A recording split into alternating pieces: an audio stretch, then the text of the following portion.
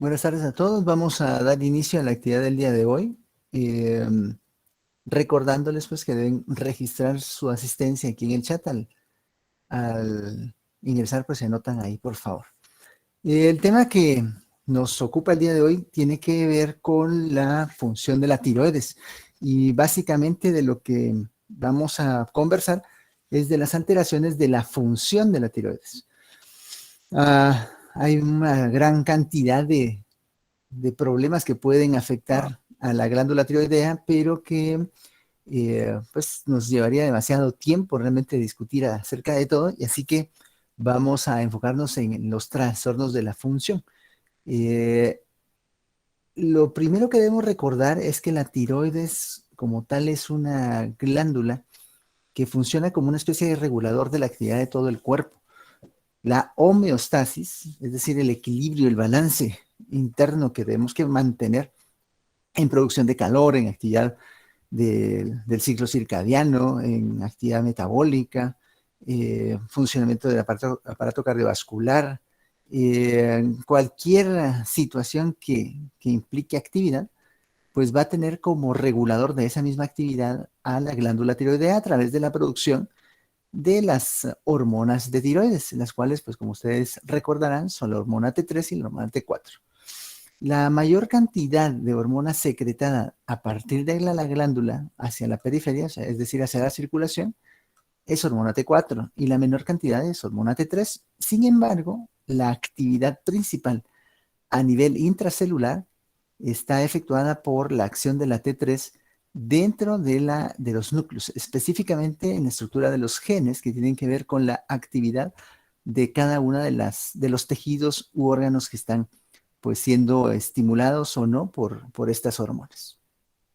Entonces, como dice acá, pues desempeñan una función muy, muy importante desde las primeras etapas del desarrollo, desde la diferenciación celular hasta pues que se alcanza un desarrollo completo. Las hormonas tiroideas derivan del metabolismo de una proteína que es la tiroglobulina. Es una glucoproteína que se yoda y al yodarse, pues ya va generando lo que constituye posteriormente las hormonas tiroideas.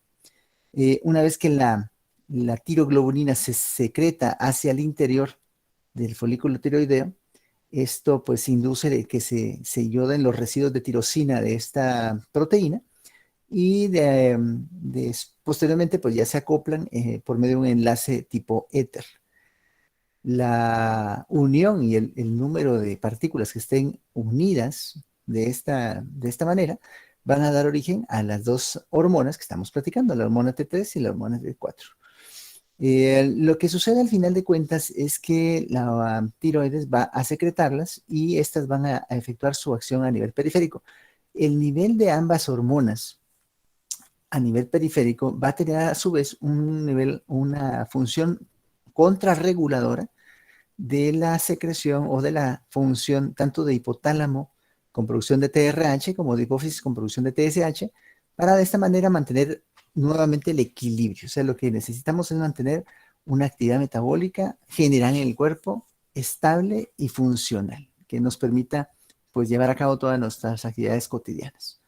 Incluso el dormir, hasta en esa etapa es importante la regulación de la tiroides. Aquí vemos representado en la célula folicular lo que sucede para que pueda producirse finalmente hormona T3 y T4, secretarse. Aquí hay un cotransportador que se llama NIS, este es un cotransportador de yodo, que lo que hace es inducir la entrada de yodo hacia la célula folicular y de esta manera pues ya producir que la tiroglobulina pueda posteriormente yodarse para generar diotironina, monodiotironina y pues ya después tetrayodo y triodotironina, que ya son las hormonas que se secretan. Dentro de las alteraciones de la función de la tiroides, la primera de la que vamos a conversar es del hipotiroidismo. Y el término bocio lo vamos a incluir aquí, aunque no todos los pacientes que tienen bocio tienen hipotiroidismo. De hecho, algunos, bastantes de ellos, van a tener hipertiroidismo, pero queremos incluirlo acá porque la causa más frecuente de bocio en el mundo es la deficiencia de yodo. Cuando ustedes vean estadísticas a nivel mundial, van a darse cuenta que las diferentes regiones del mundo van a tener diferentes también prevalencias de bocio. Para decir que el bocio es endémico en una población específica, al menos el 10% de su población debe padecer de bocio y generalmente está relacionado con el nivel de deficiencia que tengan a nivel poblacional. Como pueden darse cuenta acá, Guatemala está pues ubicado o posicionado como un país con deficiencia leve. Esto pues se debe en parte a que por ley, por normativo de, del sistema de salud, debe fortificarse algunos alimentos con yodo, específicamente la sal. Hace unos años, hace más o menos unos 3 años, hubo un intento por votar de alguna forma esa ley, digamos, esa obligación que hace que los productores de yodo deban yodar la sal. Y de esta forma, entonces, pues podría haberse visto afectada a nivel poblacional la prevalencia de esta condición. Sin embargo, logró detenerse el avance de este proyecto de ley que pues iba a modificar la forma en la que los productores tenían que verse obligados a esta situación. Y de momento seguimos pues teniendo pues la obligatoriedad de que los productores de sal deban yodar la sal. Sin embargo, y esto es bien importante que lo sepan también, no todas las sales que se venden o se comercializan en Guatemala tienen yodo, aunque digan que tienen yodo. Entonces siempre revisen que la sal esté yodada. Una forma medio experimental de saber si la sal tiene yodo es que coloquen pues la sal y que le dejen caer algunas gotitas de limón y de si se colorea con un tinte ligeramente fucsia o moradito, eso quiere decir que sí tiene yodo la sal que están consumiendo. Esa es una prueba pues muy práctica si quieren, pero burda a la vez, ¿verdad? De ver si tiene yodo la sal. Pero es importante pues para asegurarse de que estén consumiendo yodo de forma suficiente. Hay lugares donde, por ejemplo, en regiones de Estados Unidos, Norteamérica, en donde la deficiencia es menos probable y la mayor parte de la población pues ya tiene suficiencia de yodo, pero otras grandes regiones, incluso de países de Europa, que tienen también alguna deficiencia leve, probablemente pues porque no tengan esta obligatoriedad de fortalecer la sal con yodo. La glándula tiroides, como habíamos comentado, se encarga de secretar, producir y secretar hormonas tiroideas, la T3 y la T4. La mayor parte de la hormona circulante es T4 y una menor parte a nivel periférico es T3. Pero cuando ingresan a la célula, pues hay una conversión de T4 a T3, de forma que la forma más importante o más abundante en el interior de las células es la T3, y es la que al final de cuentas, como vamos a ver más adelante, se une a sus receptores dentro de la estructura de las células para poder inducir ajustes en la actividad. Aquí básicamente es lo que estábamos platicando. Ingresan ambas hormonas a las células, blanco, cualquiera que tenga receptores de hormonas tiroideas, y estas pues ya se convierten a T3, la T3 ya se interioriza hacia el núcleo y se va a unir a algunos elementos que son reguladores de la expresión de ciertos genes que tienen que ver con la actividad, sobre todo actividad de síntesis, actividad de regulación de procesos metabólicos como la glucogenólisis, glucogénesis, lipogenólisis, lipogénesis, o sea, todas estas genes que tienen que ver con metabolismo están regulados por la acción de estas hormonas. Como comentábamos, la deficiencia de yodo sigue siendo la causa más importante, pues no solo de bocio, sino también de hipotiroidismo. Como es una condición muy prevalente, pues resulta ser la causa más frecuente de hipotiroidismo en el mundo.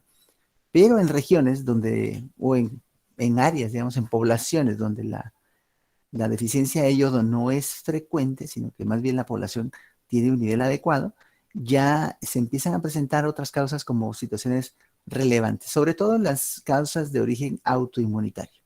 En términos generales, podemos dividir a las causas de hipotiroidismo en causas primarias, o sea, las que afectan directamente a la tiroides como tal, en causas secundarias, las cuales no afectan directamente a la tiroides, sino más bien a las áreas o las estructuras que tienen que regular la actividad de la glándula.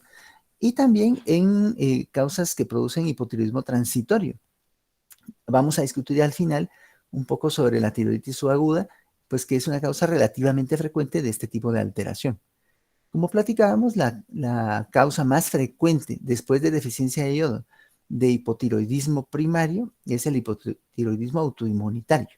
Y acá tenemos la situación de la tiroiditis de Hashimoto y la tiroiditis atrófica.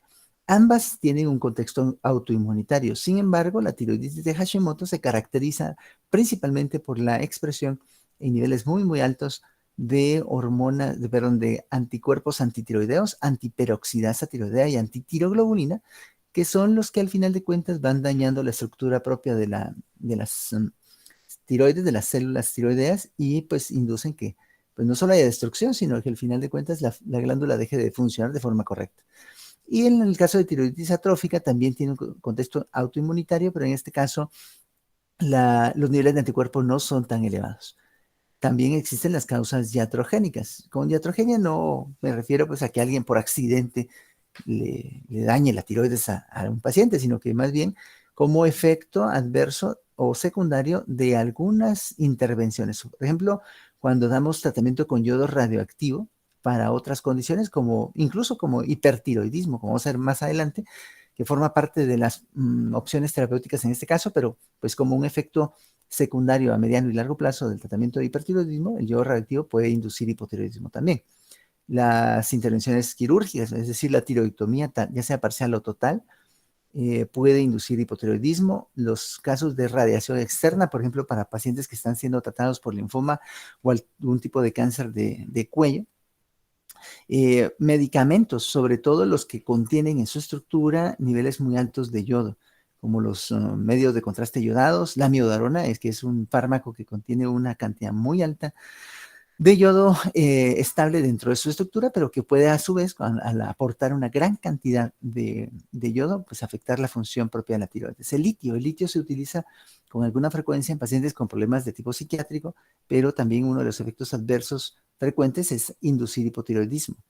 Los mismos medicamentos antitiroideos que uno utiliza para el tratamiento de enfermedad de Graves o hipertiroidismo, pues también puede inducir esta situación.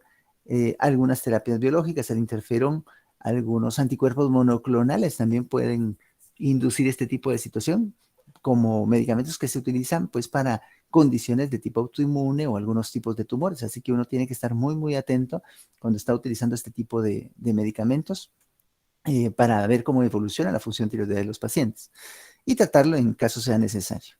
El hipotiroidismo congénito desafortunadamente sigue siendo una causa, pues no tan frecuente, pero sí una causa que sigue existiendo de afección del desarrollo neurológico de los pacientes en países como Guatemala. La posibilidad de efectuar pruebas de tamizaje en los pacientes recién nacidos permite detectar y tratar de forma oportuna a estos casos para evitar las consecuencias sobre el desarrollo del sistema nervioso de estos pacientes que puedan afectarlos de por vida.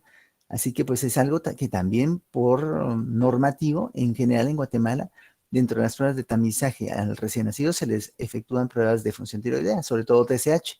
Y en base a los hallazgos pues ya se decide si el paciente requiere o no medicación. Pero dentro de las causas de hipotiroidismo congénito, pues básicamente ausencia o ectopia de la glándula tiroides, problemas en la generación, en la formación de la misma o mutaciones del gen que sirve pues para expresar el receptor de TSH. Como platicábamos, la deficiencia de yodo, recuerden, esto es una causa importantísima en el mundo, pero acá está mencionada hasta en este lugar porque estamos hablando de países que tienen o de poblaciones que tienen suficiencia de yodo. Algunos trastornos de tipo infiltrativo como hemocromatosis, amiloidosis, esclerodermia, tiroiditis de Riedel. No he visto esto con tanta frecuencia, pero pues sí pueden haber pacientes que tengan esta situación como complicación de su condición de base. Y trastornos de la expresión de las desyodasas. Dentro de las causas secundarias está el hipopituitarismo, o sea, cualquier situación que induzca afección de la hipófisis o la pituitaria y que haga que se altere su funcionamiento. Dentro de estas causas, los tumores, los antecedentes de cirugía hipofisiaria, irradiación de la hipófisis por cualquier situación o por cualquier indicación. Trastornos de tipo infiltrativo, el síndrome de Sheehan, que todavía lo vemos con alguna frecuencia, y sobre todo Deberíamos sospechar esta situación en señoras que tengan más de 50 o 55 años de edad, que consulten con casos de hiponatremia muy marcada, muy severa y alteración de la conciencia. Con alguna frecuencia en el Hospital Roosevelt vemos estos tipos de pacientes que se presentan pues muy deterioradas neurológicamente, y al final cuando hacemos una resonancia lo que encontramos es un síndrome de sida turca vacía. O sea, hay ausencia total de la estructura de la hipófisis, y lo que generalmente estas pacientes pudieron haber tenido es precisamente un problema, alguna complicación en el periparto, con mucha hemorragia en el momento del parto. Debe ser algo que hay que pues tener en cuenta e investigarlo. Traumatismos, también los antecedentes de trauma cráneoencefálico, incluso pues 15, 20 años antes de que el paciente se presente, también es importante, así que siempre hay que interrogar esto dentro de los antecedentes, si han tenido algún accidente o han tenido algún trauma cráneoencefálico, algunas formas genéticas, problemas también con la actividad de la propia TSH, o sea que tal vez la hipófisis sí la está produciendo, pero la TSH que produce es una TSH poco funcional. Eso también puede afectar pues la regulación de la actividad de la glándula tiroides. El tratamiento con bexacaroteno, que es como pues un tratamiento que se utiliza en algunas afecciones dermatológicas, no es tan frecuente que induzca hipotiroidismo, pero lo puede hacer. Y algunas otras condiciones que afecten al hipotálamo, no solo a la hipófisis, sino al hipotálamo también, como los mismos tumores, traumatismos, problemas infiltrativos o causas idiopáticas, es decir, que no encontramos cuál es el problema.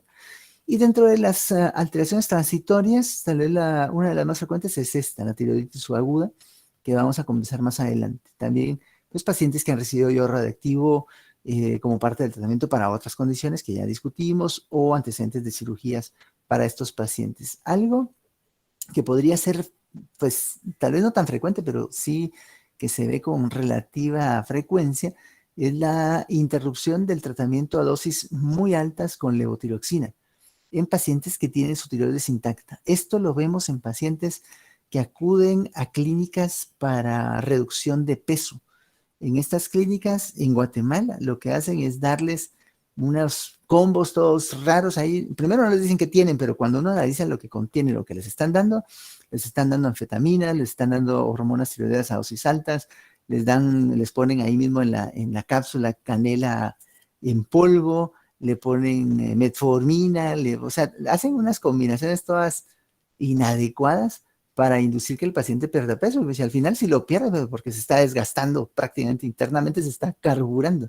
Entonces no es correcto obviamente tratar a los pacientes con obesidad con ese tipo de situación, pero es algo que uno puede notar cuando suprimen ese tipo de intervenciones.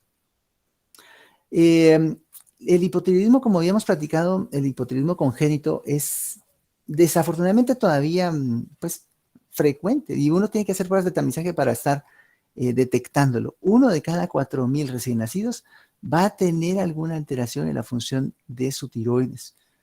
En la mayor parte de los pacientes el problema es permanente, así que pues van a requerir medicación no solo de forma oportuna, sino pues permanente también, para asegurar que esto permita que se desarrollen en todo sentido, pero sobre todo desde el punto de vista neurológico, de manera adecuada. Pero vean todas las alteraciones que pueden producir hipotiroidismo congénito. O sea, hay un montón de situaciones involucradas con expresión de genes, con producción de TSH adecuada o no, con síndrome de resistencia a la acción de la TSH. O sea, hay un montón de situaciones genéticas que pueden inducir esto, pero lo importante al final, pues, no solamente es saber que existe una causa específica, sino detectar la condición para tratarla de manera correcta. ¿Qué signos y síntomas son los que más vemos en pacientes con hipotiroidismo? La mayor parte de los pacientes en la actualidad se detectan en estadios muy tempranos, incluso en una condición que damos en llamar hipotiroidismo subclínico, es decir, no tienen tantas molestias, y generalmente se dan cuenta porque, pues, como parte de la evaluación por otros problemas que quieran resolver, pues algún colega o ellos mismos, los pacientes, van y se hacen un perfil de hormonas de tiroides y se notan pues que ya tienen alguna alteración. Pero pues si el paciente ya tiene más evolución, más tiempo de evolución de su problema, va a quejarse con frecuencia de cansancio, debilidad, mucha resequedad en la piel, engrosamiento de la misma, sensación de frío, intolerancia al frío, caída de cabello, aunque fíjense, esto de la caída del cabello generalmente no es una queja que el paciente tenga cuando se presenta, pero sí se da con frecuencia cuando el paciente ya está en tratamiento y se ha recuperado o está pues empezando a recuperarse. En los periodos de 4 a 6 meses posterior a empezar tratamiento y mejorar, empiezan a quejarse de que se les está cayendo mucho el pelo, ¿verdad? Entonces hay que asegurarles o hay que tranquilizarlos en el sentido de que les va a volver a salir y es parte de ese proceso de recuperación de la condición. Problemas de memoria y mala concentración, estreñimiento, esta es una queja relativamente frecuente. Esto es tal vez una de las cuestiones que más motiva a los colegas médicos y a los pacientes mismos a buscar, a descartar problemas tiroideos, lo del aumento de peso. Y casi siempre, cuando un paciente gana peso, pues le atañe, y sobre todo si ya sabe que tiene problema tiroideo, le atañe el problema del peso a su tiroides o el hecho de padecer de problemas de tiroides. Pero realmente, cuando un paciente tiene hipotiroidismo, es cierto que puede ganar peso, pero lo más que gana son unas 6 a 8 libras y esas libras que ganó las va a perder nuevamente cuando se trate de manera correcta y ya tenga su perfil de hormonas normal. Entonces, si un paciente subió 40 libras en 2 años, pues yo no le puedo decir que sea por la tiroides, ¿no? O sea, sí hay que ver cómo está funcionando su tiroides y si está alterado, tratarlo de forma correcta, porque también las intervenciones para el tratamiento de la obesidad pues pueden verse beneficiadas de regular adecuadamente su metabolismo, pero no podemos achacarle a la tiroides todo el problema de ganancia de peso de los pacientes. Generalmente es muy poco lo que ganan de peso, pero bueno, hay que investigarlo. Problemas de dificultad respiratoria, la voz ronca, alteraciones de la menstruación, sobre todo que van siendo progresivas y eventualmente llegan a ser, pues, a causar amenorrea, parestesias, problemas auditivos y dentro de los signos clínicos, pues ya cuando uno examina al paciente lo ve como pues muy lento, lo ve con una respuesta inadecuada, la piel reseca, el cabello muy reseco también y tiende a ser escaso, las extremidades están frías, el paciente puede tener un aspecto así como mixedematoso, ¿no? Como con la cara hinchada, entumecida, puede haber alopecia, bradicardia, problemas de edema. El edema por lo general es un edema duro, es un edema que no tiene fobia y sobre todo en extremidades inferiores. Una especie de enlentecimiento de la fase de relajación de los reflejos osteotendinosos y el síndrome del túnel del carpo. Los pacientes que tienen síndrome del túnel del carpo, busquen o no busquen atención por la tiroides, les tienen que mandar a pedir un perfil de fuera de función tiroidea. Y pues cuando el paciente consulta con serositis, es decir, con líquido, con derrames en alguna cavidad serosa.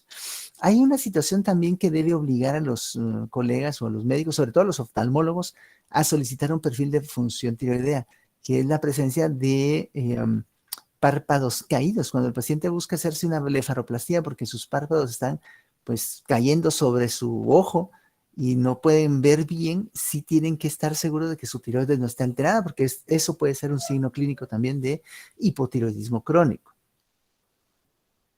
¿Cómo hacemos para investigar o pues ya decidir qué hacer con nuestros pacientes con sospecha de hipotiroidismo? Lo primero es que van a tener cuantificación de la TSH. Aunque el libro propone hacer, pues, como medición inicial única TSH, la recomendación que yo les hago es que midan de una vez T4 libre y TSH, porque si la TSH sale normal, pues de alguna forma ustedes tienen una alta probabilidad de decirle al paciente, mire, la verdad es que su tiroides está trabajando bien y no tiene ningún problema, pero dentro de todas esas montón de causas que vimos hace un rato que pueden inducir hipotiroidismo, un 5% aproximadamente van a tener un origen central, sea hipofisiario o sea hipotalámico.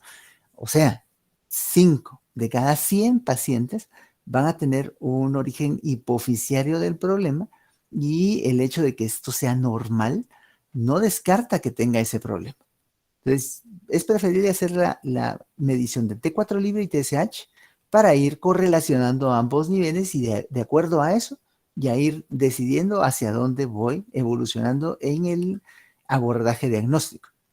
Entonces, si la TSH se encuentra elevada y la medición de T4 libre está normal, entonces aquí lo llaman hipotiroidismo leve, pero esto es lo que les comenté hace un rato que se debe llamar hipotiroidismo subclínico. La TSH, generalmente en estos pacientes con hipotiroidismo subclínico, la TSH va a estar entre 5 y 10 por lo general. Y la T4 libre efectivamente va a estar en rangos normales, pero debería de estar, si está normal, va a estar en la parte baja de lo normal.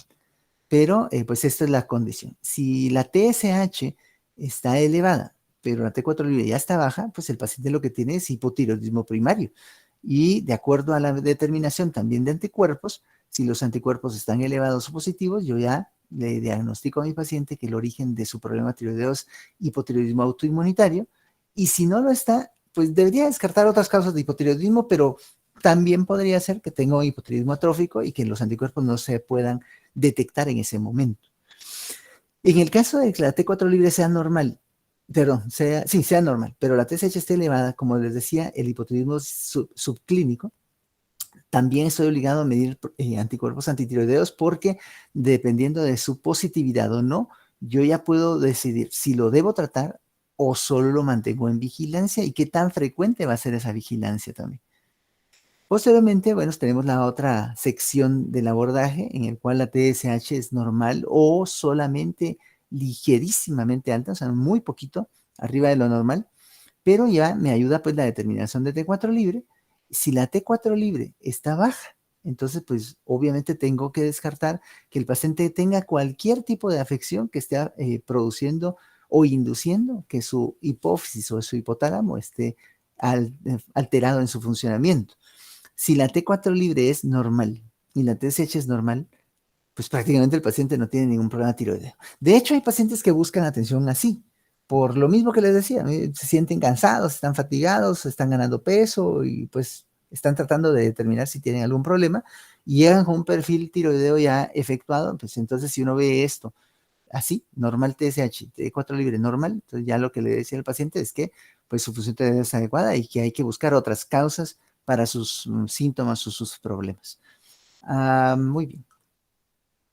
Una vez que ya determiné que mi paciente efectivamente tiene hipotiroidismo, ya sea subclínico o clínico, pero necesita tratamiento, entonces lo que le voy a indicar en primera instancia es levotiroxina, o sea, una forma sintética de T4, bajo el principio de que como el paciente va a producir una metabolización de esa T4 a T3 a nivel intracelular, pues no es conveniente o indispensable darle T3 también.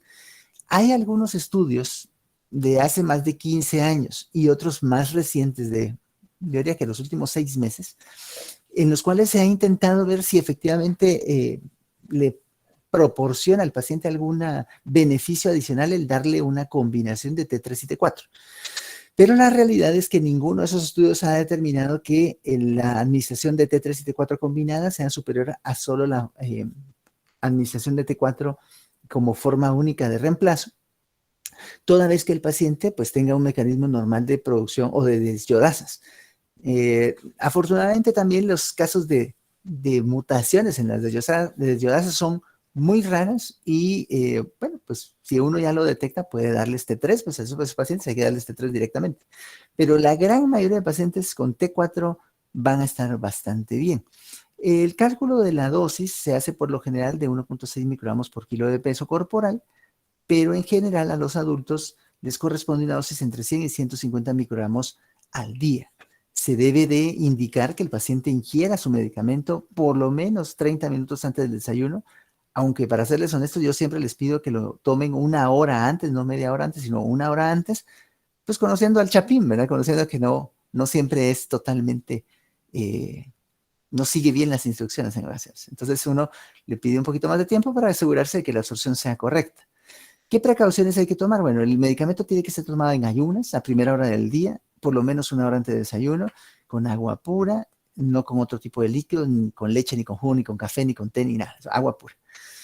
Y si uno le tiene que dar al paciente algún otro medicamento, sobre todo vitaminas, calcio, inhibidores de bomba de protones, alguna otra situación que pueda afectar la absorción de la levotiroxina, debe distanciar esa medicación de la administración de la levotiroxina para regular mejor la absorción y que no haya problemas de estabilidad de las hormonas a nivel periférico en sus niveles circulantes.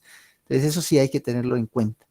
Los casos de hipotiroidismo subclínico dependen realmente de cómo encuentre uno el paciente o el contexto del mismo para decidir si requieren o no medicamento, pero casi siempre, si uno decide iniciar tratamiento, pues lo hace con una cuarta parte de la dosis que le correspondería por kilo de peso. Entonces, por lo general, empezamos con unos 12.5, 25 microgramos y vamos monitoreando al paciente cada 2 meses, más o menos, 2, 3 meses, para ir ya readecuando la dosis de acuerdo a su evolución en el perfil de hormonas.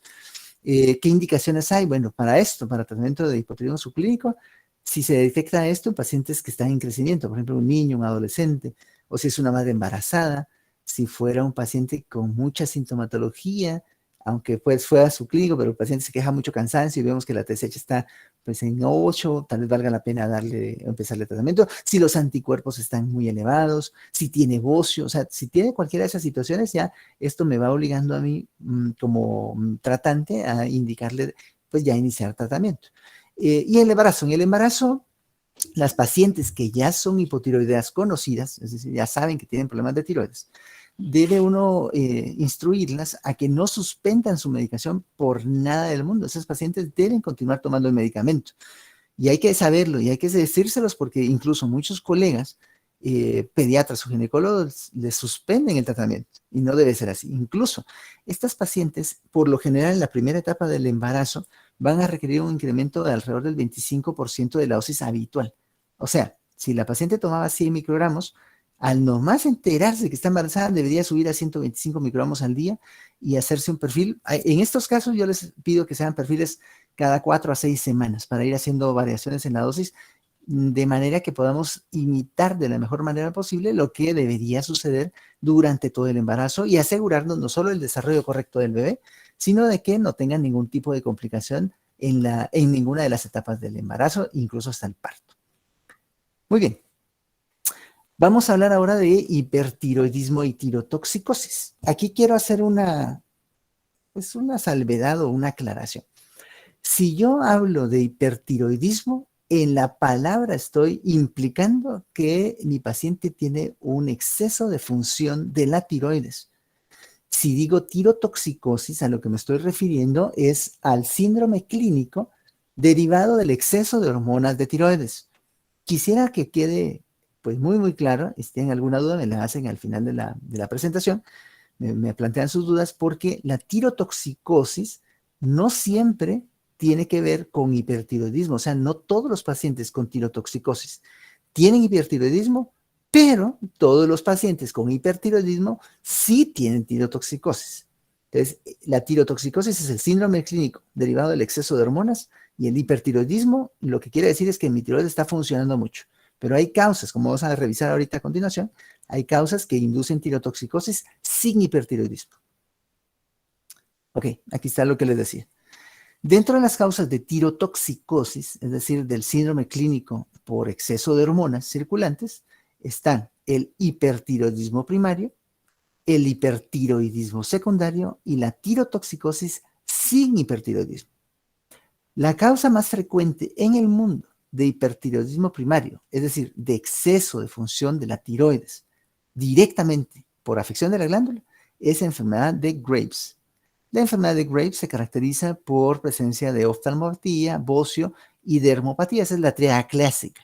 Pero la gran mayoría de pacientes no tienen la famosa triada clásica, lo que tienen es solamente bocio, la gran mayoría, y también oftalmopatía, una porción intermedia de pacientes. Y solo una minoría tienen dermopatía, con un misema pretibial. Pero bueno, esta es la causa más frecuente. El bocio multinodular tóxico es otra causa de hipertiroidismo primario. Y aquí lo que los pacientes tienen es precisamente bocio, o sea, incremento del tamaño de sus tiroides, con múltiples nódulos, de los cuales dos al menos o más pueden tener producción autónoma de hormonas tiroideas sin regulación adecuada.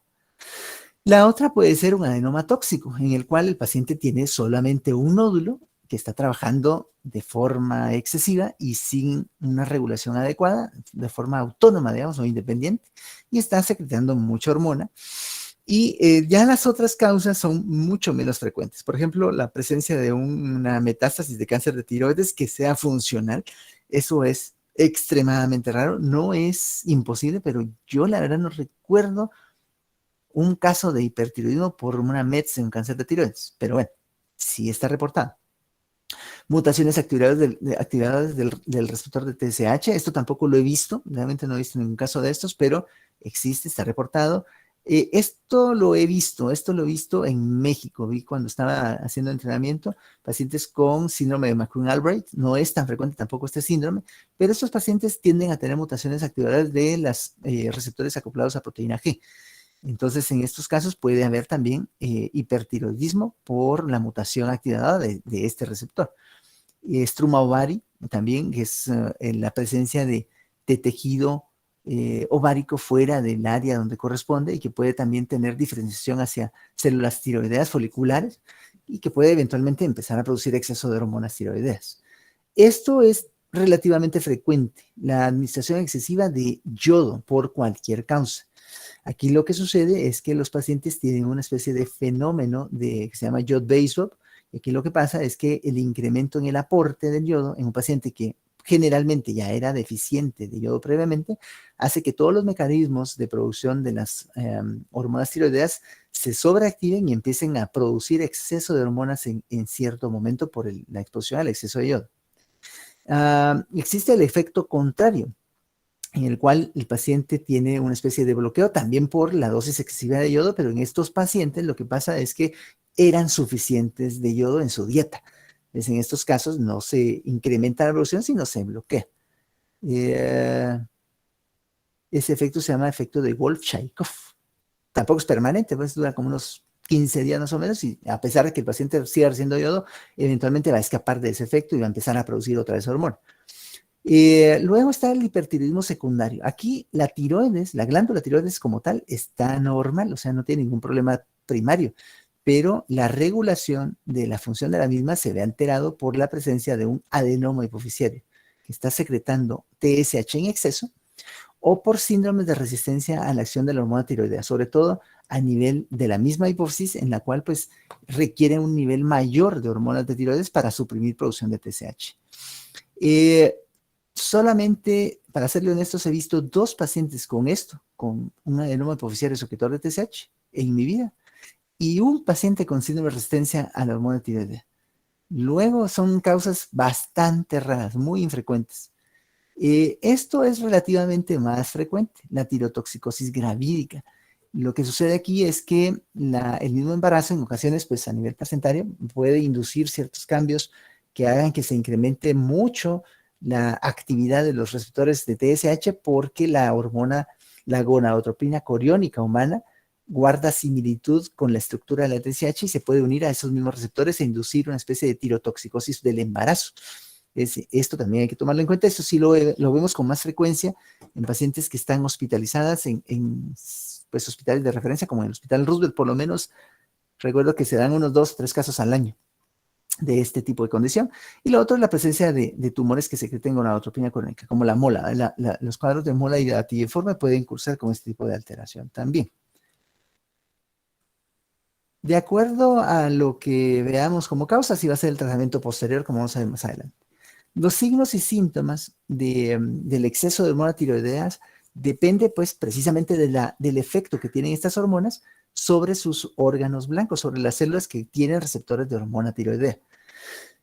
Por lo general, vamos a encontrar que estos pacientes tienen hiperactividad, son pacientes que llegan a la clínica muy hiperactivos, están para moverse en las sillas, están quietos, se agarran las manos, tienen una especie de rubicundez generalizada, están sudando y puede haber frío, pues tienen la piel húmeda y pegajosa, están irritables, están muy, muy hiperactivos, pues, tienen intolerancia al calor, están sudando activamente, pueden quejarse de palpitaciones, fatiga, debilidad.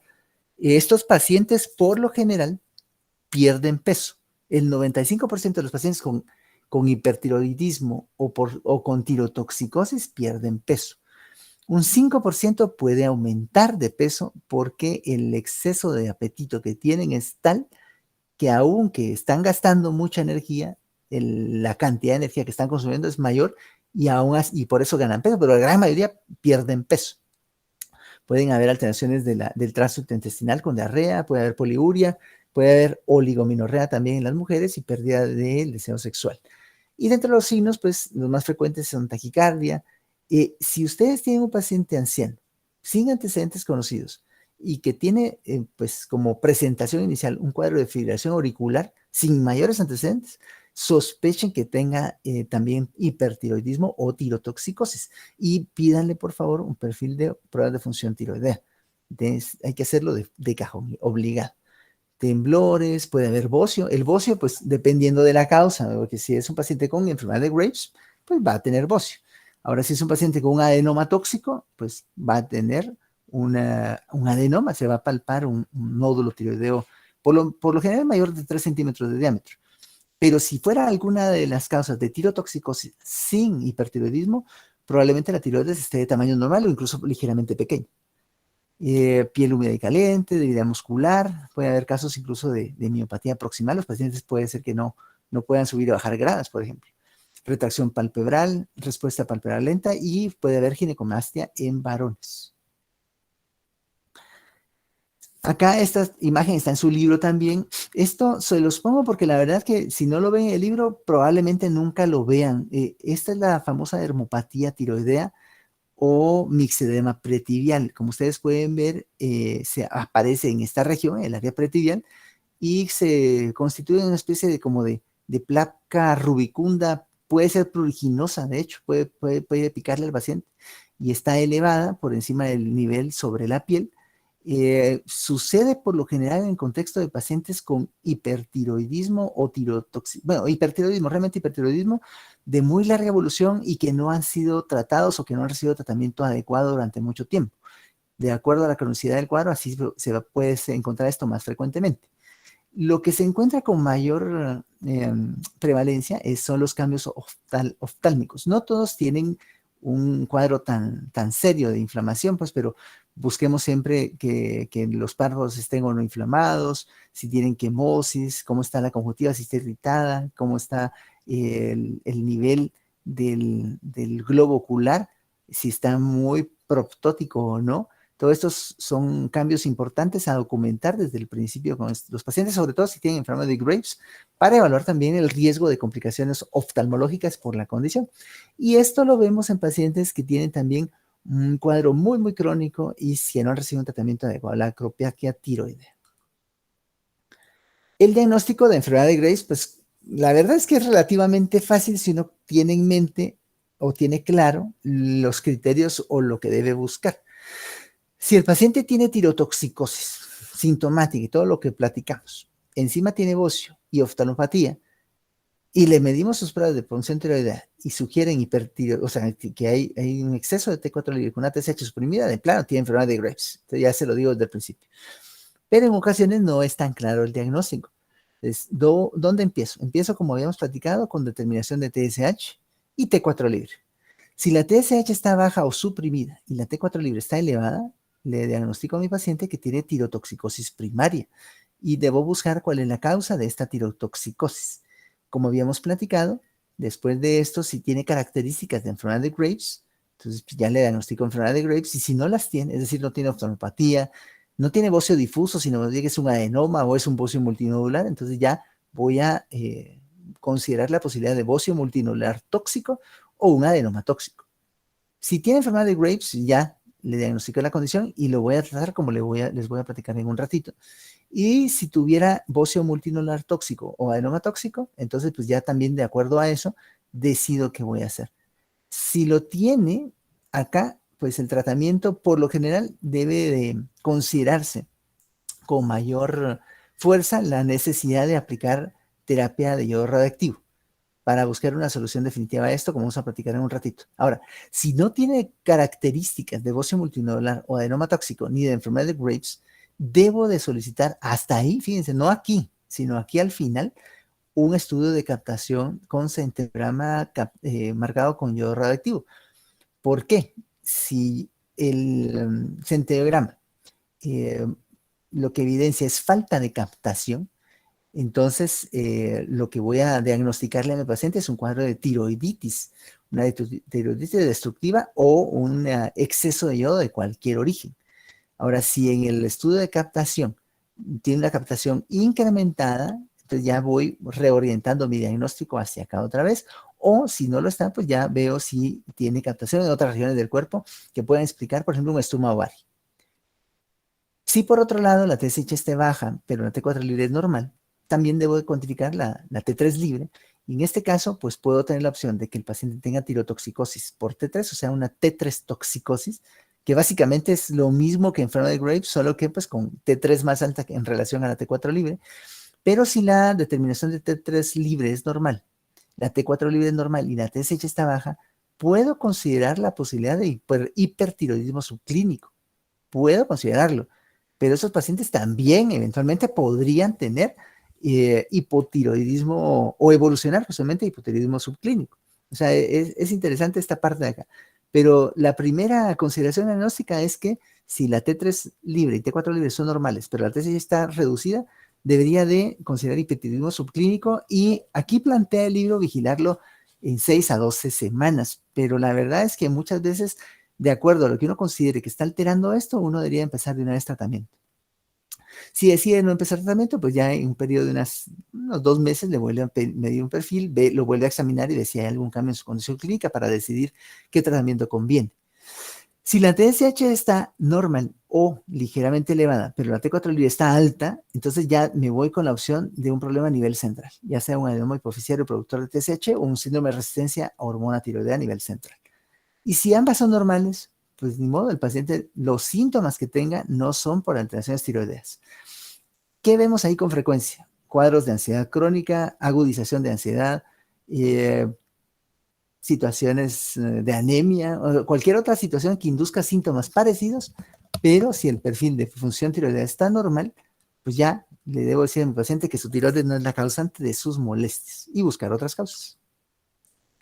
Si definí que mi paciente sí tiene una situación en la cual la síntesis de la hormona tiroidea se ve incrementada, o sea que el paciente, su cuadro de tirotoxicosis es secundaria a hipertiroidismo por cualquiera de las causas que sea, estas son las 3 opciones que tengo de tratamiento.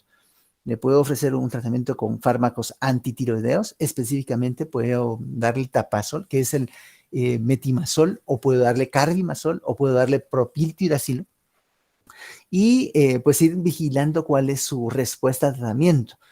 Si defino que mi paciente va a requerir tratamiento médico, el tratamiento médico debe sostenerse por lo menos unos 2 años de manera continua y buscando mantener un buen control, un nivel adecuado de hormonas tiroideas circulantes en todo ese tiempo. Por lo general, el error que cometen la mayoría de colegas que empiezan a tratar a estos pacientes con fármacos antitiroideos es que empiezan con dosis bajitas y le van subiendo.